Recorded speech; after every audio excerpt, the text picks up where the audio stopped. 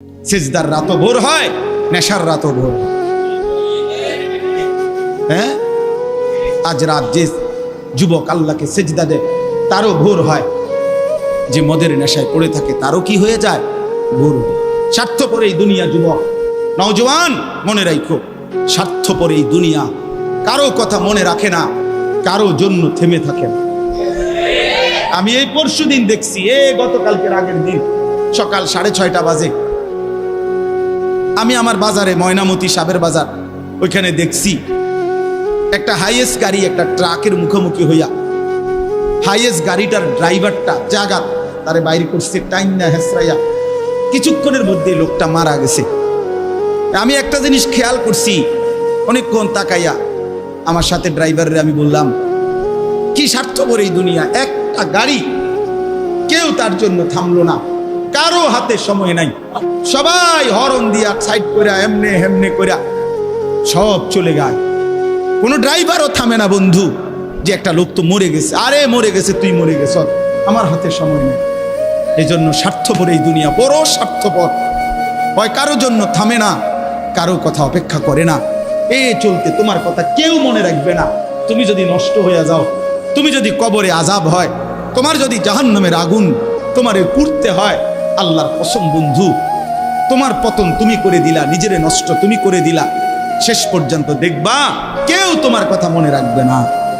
এই পৃথিবী ধোঁকা, ধোঁকা। চলো এই জন্য আল্লাহর দিকে ফিরে আসি। ইল্লা মান তাবা ওয়া আমানা ওয়া আমিলা সালিহান, আল্লাহ বলে যে গুনাহ ছেড়ে দিয়ে তওবা করলো, আমি আল্লাহকে বিশ্বাস করলো এবং পুনরায় আবার নেক আমল শুরু করে দিল, ফাউলাইকা ইয়াদখুলুনাল জান্নাহ, আমি আল্লাহ ওয়াদা দিলাম, আমি আল্লাহ তাদেরকে জান্নাতেই ঢুকায়া দেব। ওয়ালা ইউজলামুনা শাইআ, কোনো জুলুম করা হবে না এক বিন্দু। অর্থাৎ পেছনের গুনার জন্য আমি লজ্জা দেব না, বরং তওবা করার কারণে, ফিরে আসার কারণে, নতুন করে আবার নামাজ সেজদা বন্দিগি পাক পবিত্র জীবন চলার কারণে এখন থেকে নিয়ে বাকি জিন্দেগির আমলের বরকতে জান্নাত দিয়ে দেব। এই জন্য প্রিয় সন্তান, প্রিয় কিশোর, নওজওয়ান, যুবক, চলো ইনশাআল্লাহ বদলাইবার সিদ্ধান্ত নেই। সবাই এই পরিমাণ শাহওয়াত, এই পরিমাণ অবৈধ কামনা বাসনা, নারী ছবি, অশ্লীলতা, বেহায়াপনাতে মাতাল হয়ে গেছে বন্ধু চারিদিকে, সমাজের চারিদিকে। হজ্জের সফরে ছিলাম, যে কয়দিন যাই খোঁজ খবর নিছি, দেশের খবর একটাই, হত্যা, খুন, ধর্ষণ, নারী নির্যাতন। আর সবচেয়ে আশ্চর্যের কথা হলো, আমি মনে হয় আমার এই ছোট্ট হায়াতে গত 30 বছরে আমি যেই কথাটা এতবার শুনি নাই, গত 2 মাসে বারবারই শুনি চারিদিকে পরকিয়া। এটা এই পরিমাণ সমাজে বেড়ে গেছে, অসভ্যতা, যে স্বামী থাকতো নারী অন্য পুরুষের প্রতি আসক্ত, স্ত্রী থাকতো ওই জানোয়ার অন্য নারীতে আসক্ত, এটা খুব বেশি পরিমাণ বেড়ে যাচ্ছে, যার কারণে আপনজনকে হত্যা করতে পর্যন্ত লজ্জিত হচ্ছে না। এর চাইতে বড় আশ্চর্য, আশ্চর্য বাংলাদেশে এর চাইতে বড়, এর চাইতে দুর্ধর্ষ হত্যার ঘটনাও 2 দিনে কি হয়ে যায় খবর বোঝা যায়। কিন্তু এখানে কেন বোঝা যাচ্ছে না? বোঝা যাচ্ছে এটা স্পষ্ট, আপনজনের এটা ধামাচাপা দেওয়ার জন্য সব রকমের প্রসেসিং করা হচ্ছে, সব প্রসেসিং করা হচ্ছে। অসহায় ইমাম মুয়াজ্জিনকে বেইজ্জতি কেউ করতে পারে নাই, কোন আলেমে দ্বীন ইনশাআল্লাহ বেইজ্জতি হবেও না ইনশাআল্লাহ। মনে রেখে, মনে রেখে, গতকালকে রাত্রেও আমাদের কুমিল্লায় গত 3 মাস আগে একজন আলেমে দ্বীনকে একজন প্রিন্সিপাল বেইজ্জতি করছিল, অপমান করে সামান্য অজুহাতে মসজিদ থেকে বিদায় করে দিছিল। ওই কলেজের ছেলেরা গতকালকে রাত্রে ওই মসজিদের ভিতরে ঢুকাইয়া 9 ঘন্টা আটকাইয়া তারে, তার হাতে ছাত্রদের উপস্থিতিতে তারে পদত্যাগ পত্র দিয়া ঘাট ধরে কলেজ থেকে বের করে দিছে। আল্লাহ তাআলা বেইজ্জতি করে দেখায় দিছে। ছাত্ররা বলছে, স্যার সই দেন, আপনারে 50 টাকা দিব। মানে 50 টাকা, 100 টাকার লোভ সামলাইতে পারেন নাই, নেন। পদত্যাগপত্র সই দেন। এই জন্য দোস্ত, নারীর আসক্তি, জিনা, ব্যভিচার, পরকীয়া, অসভ্যতা, যুবক ভাই তোমরা বাঁচতে হবে। নওজোয়ান, আল্লাহ যদি হায়াত দেয় তোমরে, আগামী সময়টা তোমরা তো পৃথিবীতে থাকতে হবে। এই সমাজ, এই দেশ তো আলাদা করতে পারতা না। তুমি তো এই জমিন ছেড়ে দিতে পারতা না বন্ধু। সম্পদ যদি হয়, তোমরা সব ছেলে তো একসাথে চাঁদের দেশে যাইতে পারতা না, আরেকখানে যাইতে পারতা না। এই সমাজ নিয়ে বাঁচতে হবে। এই দেশ, এই মাটি, এই এলাকা নিয়ে তো তোমাদেরকে বাঁচতে হবে ভাইয়া। তাহলে এই সমাজ যদি তোমরা এভাবে নষ্ট করে দাও, তোমরা যদি সবাই বেনামাজি হয়ে যাও, নারী, ছবি, মোবাইলের অস্থির দৃশ্য ছাড়া যদি তোমাদের রাত না কাটে, দিন না কাটে, আগামী 20 বছর তোমরা সমাজ, তোমার অঞ্চল, তোমার ঘর পরিবার নিরাপদ থাকবে কেমনে? বাঁচবা কেমনে? চলবা কেমনে? চলবা কেমনে বলো ভাইয়া? 9 বছরের বাচ্চা মেয়ে যদি নিরাপত্তা না পায়, আমার সমাজ কি পরিমাণ অশান্ত হয়ে গেছে। হ্যাঁ, কেমনে বাঁচবা ভাই? তোমারও তো বোন আছে, তোমারও তো ছোট্ট বোন আছে, তোমারও তো ছোট বোন আছে, তোমার বোনেরও তো নিরাপত্তা দরকার। তুমি তো এই সমাজ থেকেই, এই পৃথিবী থেকেই কোনো না কোনো নারীকে বিয়ে করবা, তারও তো চরিত্রের পবিত্রতা দরকার, দরকার না? তো কেমনে মিলবে ভাইয়া? কেমনে মিলবে? সবাই যদি এমন চরিত্রহীন হয়ে যাও, নারী ছাড়া, ছবি ছাড়া, মোবাইল ছাড়া, উলঙ্গ দৃশ্য দেখা ছাড়া তোমাদের রাত কাটে না, দিন কাটে না, আমার সন্তানরা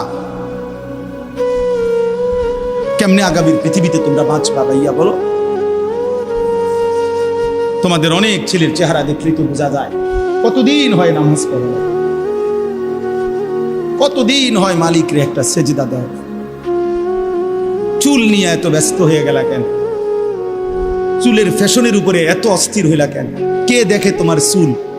কীর্ত দেখে? কারে দেখাবো এসব চুল? মানুষের আর কাজ নাই, মানুষই বুঝি বইয়া বইয়া তোমার চুল দেখবে।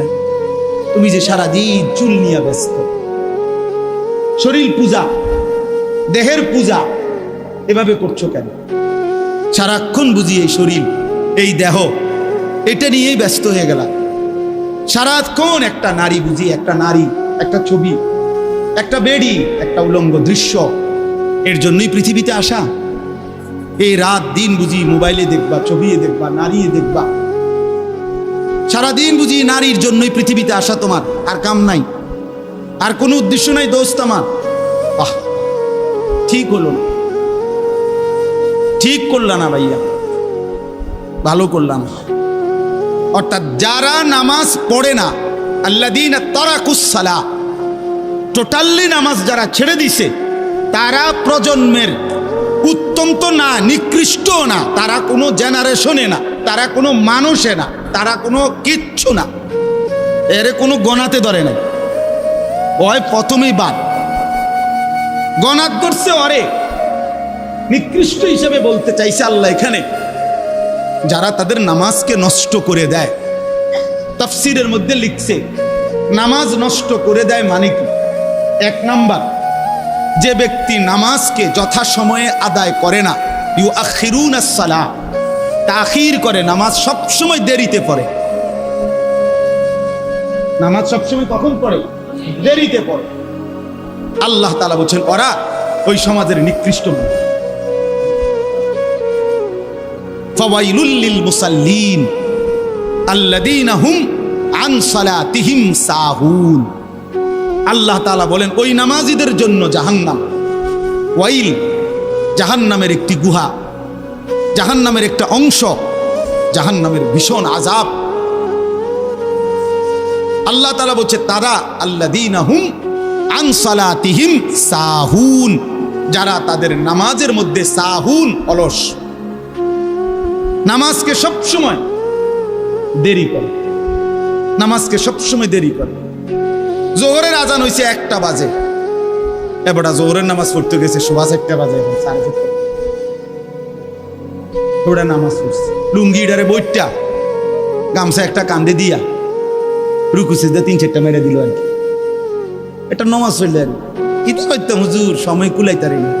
কিটছেন আপনি, ঘাস কাটছে, এতক্ষণ গরু গোসল করাইছে,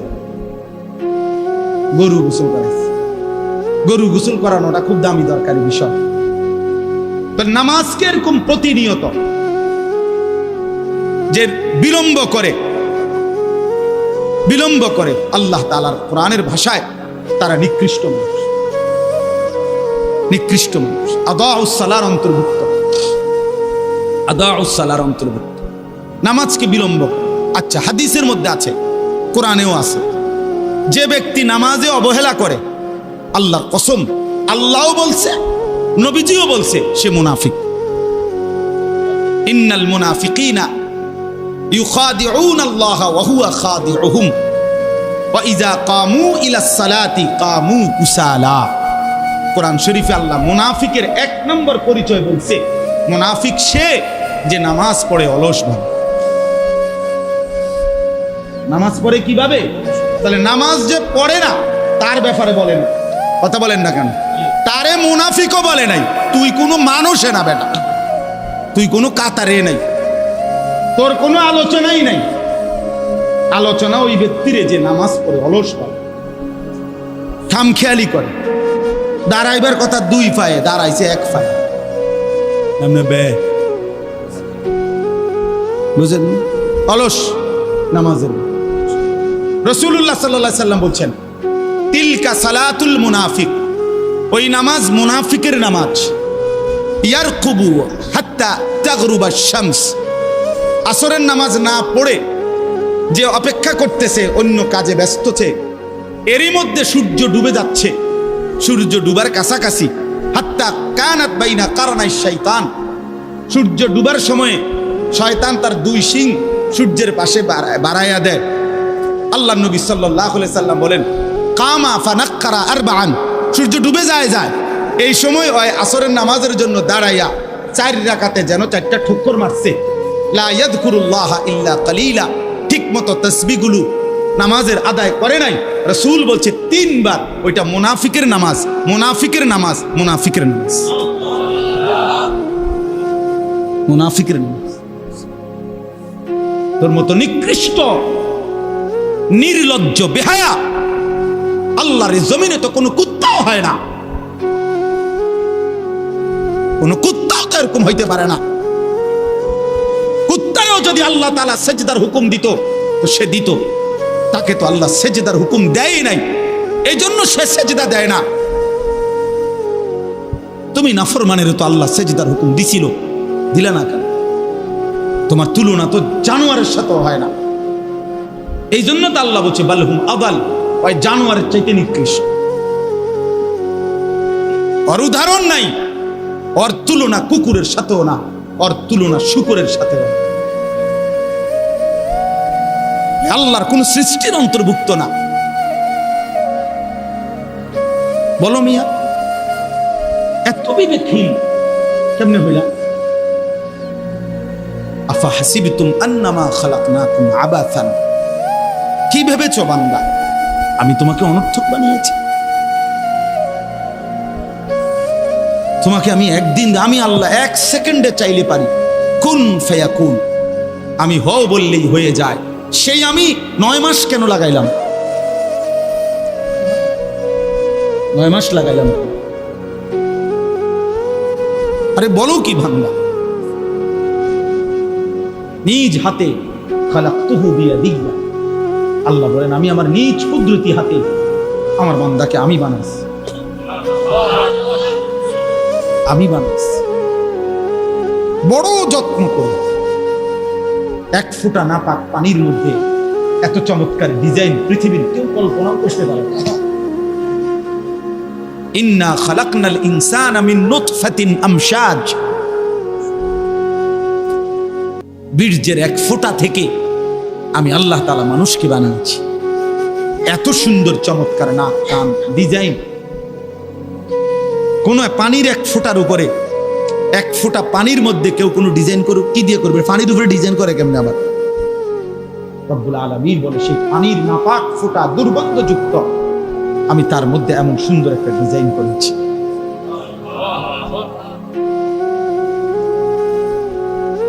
কেমনে ভুলে গেলাম?